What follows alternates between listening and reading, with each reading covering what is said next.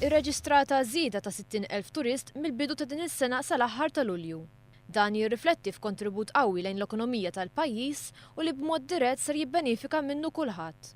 Jekk nibqgħu sejrin hekk barra li kellna rekord sas-sajf, jekk nibqgħu sejrin hekk nistgħu ngħidu li kil-Bambini Rrid sal-aħħar tas-sena nkunu qbiżna 1.5 miljun turist illi ġew f'Malta.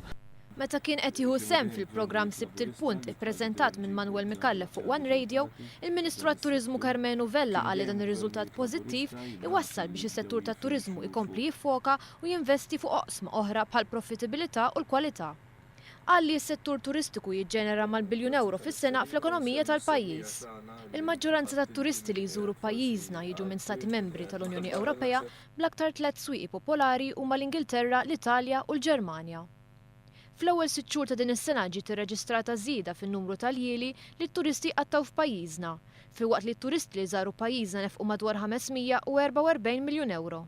Karmenu Vella tkellem dwar iż-żjara li saret mill-Ministru tat-Turiżmu tal-Libja f'Malta u qal li l-Gvern ser kun qed jgħin lill-privat sabiex jinvesti iktar f'dan il-pajjiż. Qed nitkellmu training mal-Libja mhux qed nitkellmu training għal waiters biss jew għal chambermaids biss. Tkellimna fuq training anki livell oli, high level.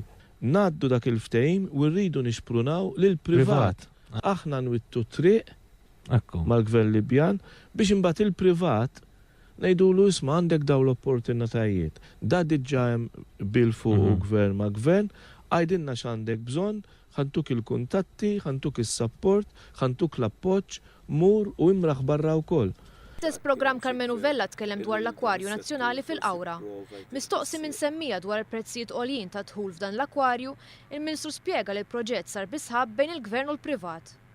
Il-Ministru żied jgħid li għalhekk il-prezz ta' dħul, spejjeż u profitti jaqgħu f'idejn il-privat, kif miftiem mal-Gvern preċedenti.